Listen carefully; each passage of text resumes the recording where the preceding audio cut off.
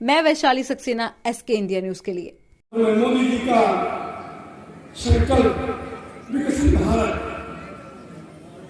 जो उन्होंने संकल्प किया था 2014 में प्रधानमंत्री बने थे, उनके बाद हम देश को विकसित करेंगे, देश की गरीबी दूर करेंगे, देश में बीमारी समाप्त करेंगे।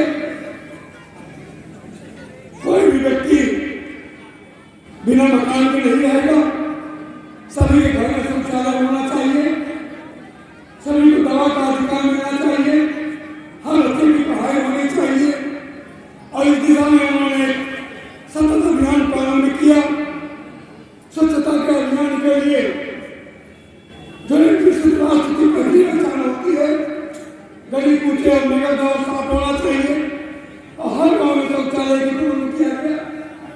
अपने भी बीच में मैं समझता हूँ 75% से अधिक मकानों में सरकार शौचालय और इसके बाद निश्चित किया गया देश के अंदर रोजगार की कमी आई, लोग भूखे न रहे, इसलिए देश के 80 करोड़ लोगों को मुफ्त में राशन की व्यवस्था की गई।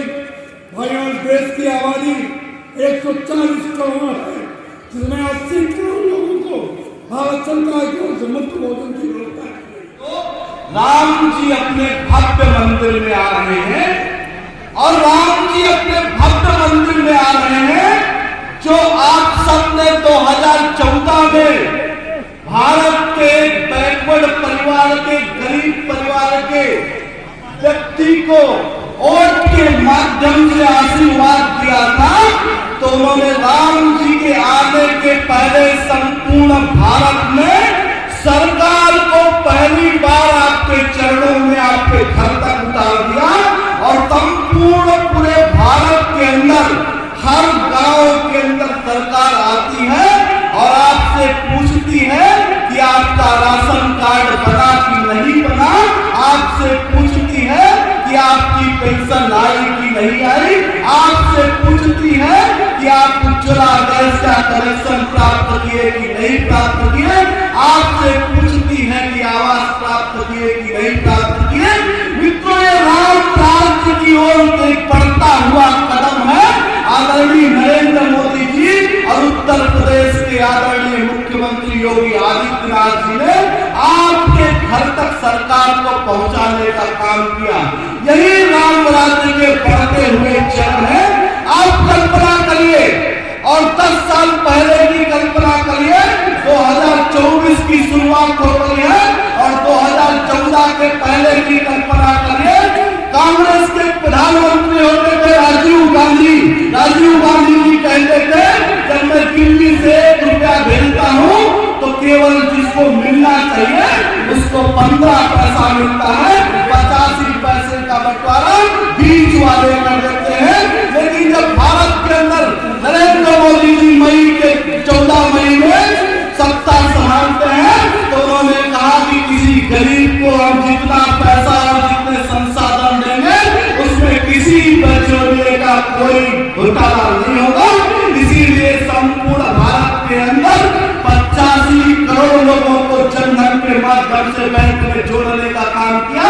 पहले जब गांव का व्यक्ति बैंक जाता था तो गांव के संपन्न या प्रधान जैसे लोगों को बैंक ले जाता था, लेकिन जब बैंक आपके चरणों में आती है, आपके घर तक आती है, कहती है आपका खाता खुला कि नहीं खुला, अपना आधार कार्ड दे दीजिए और निःशुल्क इस देश के अंदर खाता खुलता है कि नहीं खुलता। नरेंद्र मोदी जी ने कहा कि हमारी बहू बेटियां, हमारे गांव भर की महिलाएं अपने स्वच्छ भारत मिशन के तहत उन्होंने शौचालय इसलिए बनवाया कि जब गांव के अंदर गरीब परिवार की बहू बेटी शाम का इंतजार करती थी, रात का इंतजार करती थी शौचालय जाने के लिए, उन्होंने संपूर्ण भारत के अंदर शौचालय बनाने का काम किया। इतना ही नहीं किया नरेंद्र मोदी जी ने 4 करोड़ भारतवासियों को भर दिया और हम गर्व से कहते हैं कि श्री राम के आशीर्वाद से 4 करोड़ भारत के लोगों को आवास मिले। तो नरेंद्र मोदी जी श्री राम की कृपा से 22 तारीख के अंदर उन्हीं श्री राम जी को एक भव्य महल देने जा रहे हैं 550 वर्षों के बाद। ये भारत की आस्था नहीं है, ये विश्व के अंदर सनातन धर्म की शक्ति की बात है। जितने देश के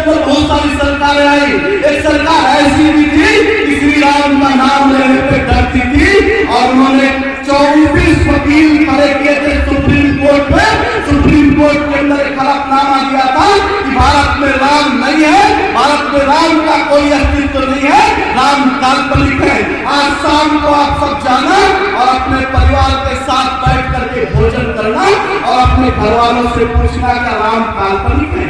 शायद आप इस प्रश्न के उत्तर को पूछेंगे तो संपूर्ण भारत के अंदर कोई मुस्लिम भाई परिवार का व्यक्ति नहीं बोल सकता कि राम काल्पनिक है। राम हमारे पूर्वज है, राम हमारे आदर्श है, राम हमारे भगवान है। ये संपूर्ण भारत नहीं, आज संपूर्ण दुनिया बोल रही है। मित्रों, नरेंद्र मोदी जी ने 3 काम इस देश में किए हैं। पहला काम किया है गरीब को मुख्य धारा में जोड़ने का काम किया, चाहे वो किसान बिजली के माध्यम से किया हो, चाहे महिलाओं की स्कीम, चाहे नौजवानों की स्कीम इंडिया, स्टार्टअप इंडिया, मुद्रा बैंक के माध्यम से किया हो, चाहे महिलाओं को सुकन्या समृद्धि योजना के तहत किया हो, बेटी बचाओ बेटी पढ़ाओ की तहत किया हो, चाहे महिलाओं को 33% आरक्षण देने का काम किया हो, चाहे गरीब को शौचालय देने का, आवास देने का, किसान बिजली देने का, नीम को यूरिया देने का काम किया हो, चाहे इस देश में हाईवे का जाल बिछाने का काम किया हो, चाहे एयरपोर्ट की कनेक्टिविटी बढ़ाने का काम किया हो, चाहे उत्तर प्रदेश के अंदर आर्थिक मेडिकल कॉलेज करने का काम किया हो, पूरे भारत में आज 28 बेंच खोलने का काम किया हो, 33 IIM खोलने का काम किया हो। नरेंद्र मोदी जी ने पहला काम किया गरीब को मुख्य धारा में जोड़ने का काम किया।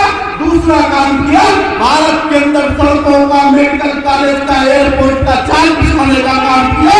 और सबसे बड़ा काम जो किया नरेंद्र मोदी जी ने, भारत की आस्था का और भारत की सीमाओं को सुरक्षित करते विश्व के अंदर भारत की शक्ति बढ़ाने का काम किया।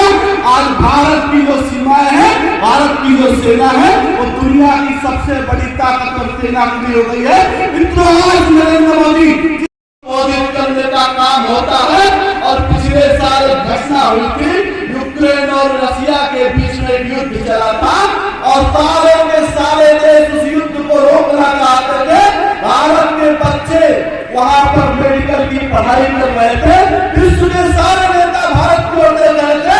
नरेंद्र मोदी जी ने दोनों देशों से बात की और उन्होंने कहा कि हमारे देश के बच्चे सुरक्षित आने चाहिए और दोनों देश इस बात पर मान गए कि जिस गाड़ी में भारत का तिरंगा लगा रहेगा उस गाड़ी पर कोई हमला नहीं करेगा और भारत के सारे भारत के देश के बच्चे सुरक्षित आ गए।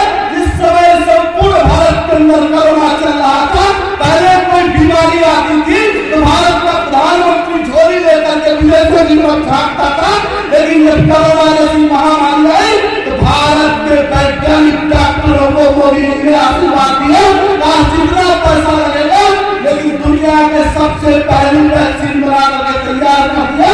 इन्हीं देश के वैज्ञानिकों ने भारत के अंदर 2 वैक्सीन बनवाई और संपूर्ण 140 करोड़ के समाज को निःशुल्क वैक्सीन लगाने का काम किया कि नहीं।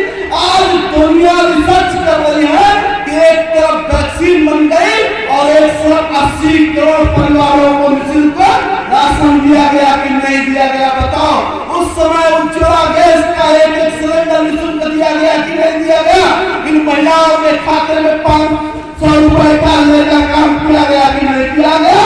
और जब कोरोना के समय संपूर्ण भारत लॉकडाउन था तो रेलवे का कितना काम हुआ। रायबरेली से लखनऊ और प्रतापगढ़ बनारस वाला रेल ट्रैक आप देखते हैं, पहले एक रेल ट्रैक था, अब 2 रेल ट्रैक हो गए और भारत का रेल ट्रैक आज दुनिया में 3रे नंबर पर खड़ा हो गया। और भारत का जो रोडों का जाल है वो अमेरिका के बाद दुनिया का 2रे नंबर पर हो गया। उत्तर प्रदेश में 2 एयरपोर्ट होते थे, आज 16 एयरपोर्ट काम कर रहे हैं। और भगवान श्री राम के अयोध्या में एयरपोर्ट मोदी जी ने 1 तारीख को शुरू कर दिया, 30 तारीख को शुरू कर दिया। मित्रों, मैं आप सबसे कहना चाहता हूँ, यही रामराज्य की शुरुआत है, यही रामराज्य की शुरुआत है। जब आपको ये पुलिस वाले खड़े हैं, आप पहले ये पुलिस केवल बाहुबली और ताकतवरों के लिए काम करती थी, लेकिन आज ये पुलिस केवल आपके सही और गलत के फैसले के लिए काम करती है। यही रामराज्य है। आपने 2014 में जो निर्णय किया था, आपने 2017 में जो निर्णय किया था, आपने 2019 में जो निर्णय किया था, उसका परिणाम आपको दिखाई दे रहा है।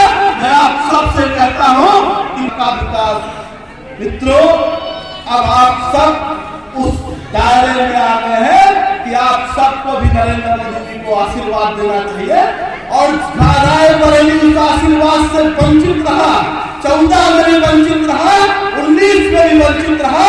मैं रायबरेली वासियों के सामने कहता हूँ, इस बार रायबरेली इस आशीर्वाद से वंचित न रहे और रायबरेली के अंदर भी आप नरेंद्र मोदी जी को आशीर्वाद देंगे तो आने वाले समय में निश्चित ही राम राज्य होगा। आप सबको इस बात का संकल्प दिलाता हूँ कि आने वाला समय दुनिया के सामने, चाहे आरंभ मोदी जी ने मंदिर, राधा कृष्ण का मंदिर बनवाने का काम किया हो, चाहे राफेल विमान लाने का काम किया हो, चाहे चीन को धमकियों से रोकने का काम किया हो, चाहे पाकिस्तान की सर्जिकल स्ट्राइक करने का काम किया हो, ये सारी की सारी ताकत आपके वोट के कारण है।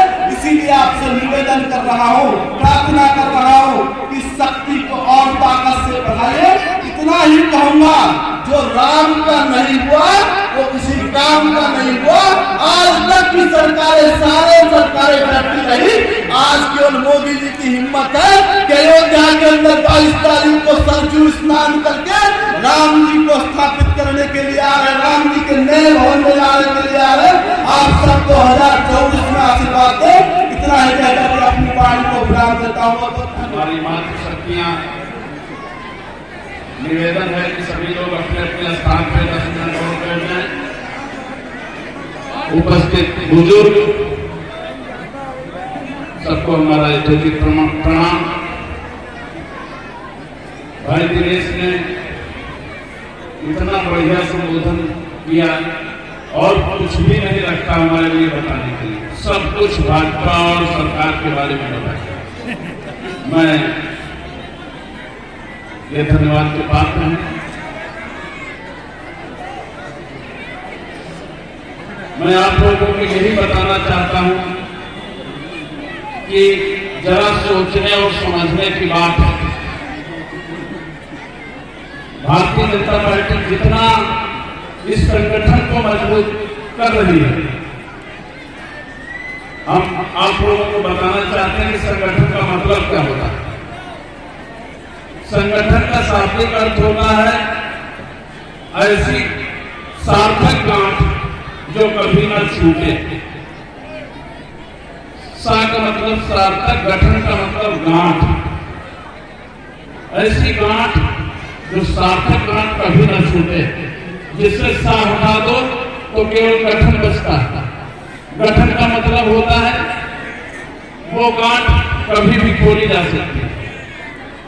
और गा हटा दिया जाए तो ठन बचता है।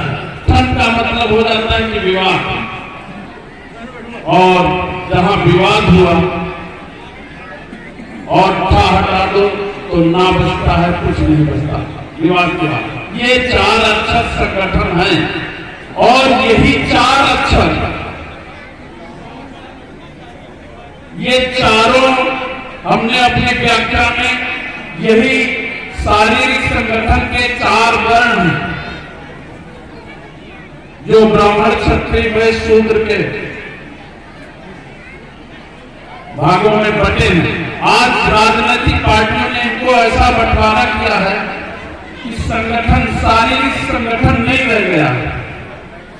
ये भगवान विष्णु का लेटा हुआ शरीर, जिसके 4 विभाजन किए गए थे। भला बताओ, लेटे हुए शरीर में कौन ऊंचा नीचा होता है?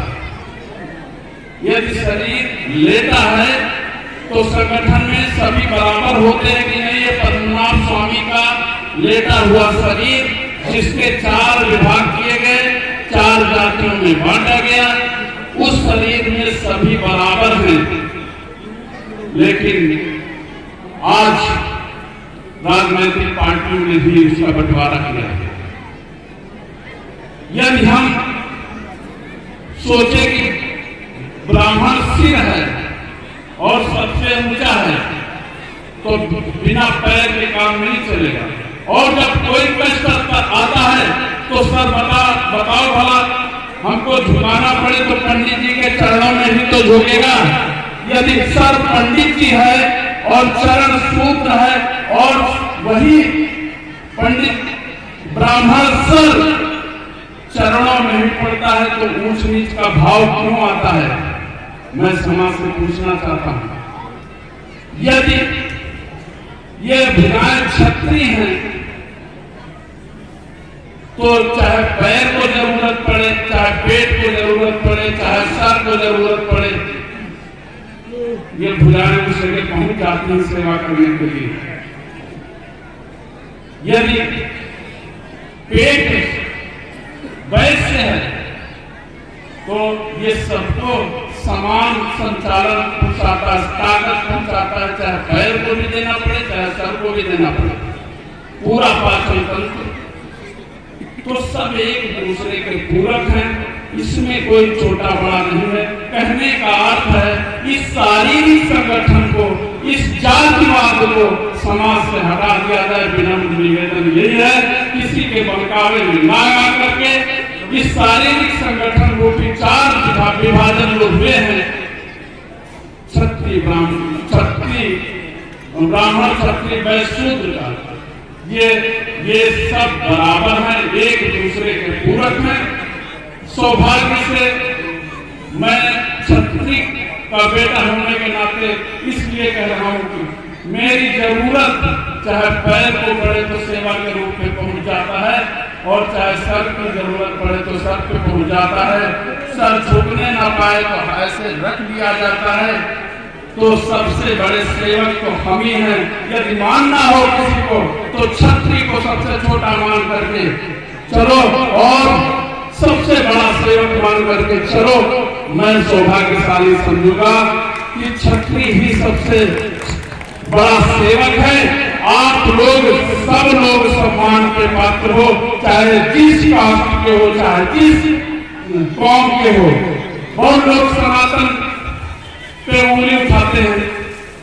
मैं तो कहता हूं कि केवल 10 चौपाई रामायण की पढ़ ले तो सनातन पे उंगली उठाना बंद कर देंगे। उसमें लिखा है, चौपाई है कि क्या जो चौपाई लिखी है 8वें दोहे में, याद नहीं आ रही, कि इसमें किसी का कोई दोष नहीं होगा। रामचरितमानस और राम का ही बड़प्पन बढ़ेगा। जितना टिप्पणी करने वाले करें उसमें रामायण और राम का प्रभाव घटना नहीं है, बढ़ना ही है।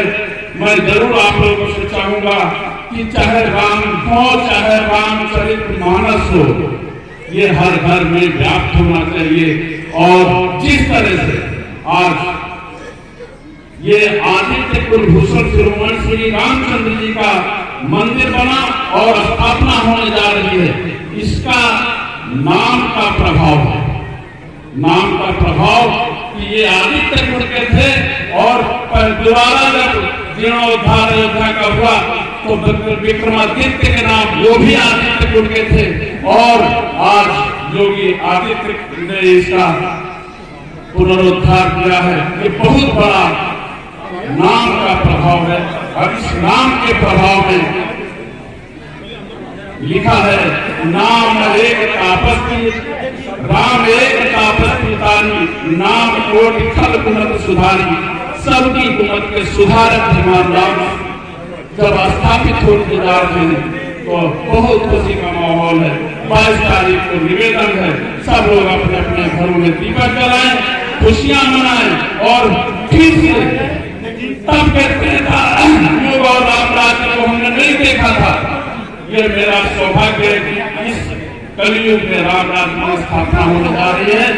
इस खुशी के उपलक्ष्य में सब लोग ढेर सारी खुशियां मनाएं, और मुझे भी और हिंदुस्तान को सनातन धर्म के संरक्षण में आगे बढ़ाएं, संस्कार युक्त भारत का निर्माण करें। इसी के साथ मैं पुनः सभी वरिष्ठों के चरणों में नमन करते हुए अपने सभी उपस्थित महिला समूह व पुरुष नौजवान जो भी यहाँ उपस्थित है, सबके चरणों में प्रणाम करते हुए अभिवादन करता हूँ। बहुत बहुत धन्यवाद। भारत माता की, भारत माता की, भारत माता की। मैं अभिनंदन और स्वागत करता हूँ। ये मेरा सौभाग्य है कि हमारी माताएं बैठी हुई, हमारे भाई बैठे हुए हैं। मैं जब भी आपसे अनुरोध करता हूँ तो आप लोग हमारे सम्मान में इतनी ज्यादा भीड़ इकट्ठा हो जाती है। ये हमारा सौभाग्य, हमारी माताओं का आशीर्वाद है। ये मेरे माताओं का आशीर्वाद 12 बजे से आप लोग यहाँ पर बैठी हुई हैं। 12 बजे 3 घंटे लगातार ठंड में धार्मिक ठंड में आप लोगों का आशीर्वाद हमको प्राप्त हो रहा है। ये ऊंचे बाबा की कृपा है, आप लोगों का आशीर्वाद है और ये आप लोगों का आशीर्वाद हमेशा हमारे साथ रहता है। ये मैं बहुत अपने आप को बहुत भाग्यशाली मानता हूँ। ये हमारा भाग्य है कि हमारे शुक्ला जी हैं, हमारे कमलेश जी हैं, हमारे हरदेव बाबा जी हैं, हमारे गोविंद नारायण पांडे जी हैं, मतलब यहाँ पर सारे लोग हमारे आदरणीय हैं, हमारे अभिनेत्री जी हैं। तो मैं सबका, क्योंकि कोई विषय बचा नहीं है, जो भी विषय आपने बता दिया है हमारा विषय कि आपने हमारा सम्मान बढ़ाया है, आपने हमको आशीर्वाद दिया है, तो मैं आप सबका बहुत बहुत हार्दिक अभिनंदन और स्वागत करता हूँ। और इस भयानक ठंडी में आपका आशीर्वाद हमको, जो आशीर्वाद तो हमेशा आपका हमारे साथ हमेशा रहता है, ये मेरा सौभाग्य है। और मैं पुनः अपनी माताओं का, अपनी बहनों का, अपने सभी अतिथियों का, अपने भाइयों का, अपने बुजुर्गों का पुनः हार्दिक अभिनंदन और स्वागत करता हूँ। और इस खिचड़ी भोज में इस हमारे चैनल को सब्सक्राइब करें और वीडियो सबसे पहले अपने मोबाइल पर पाने के लिए बेल आइकन को दबाएं।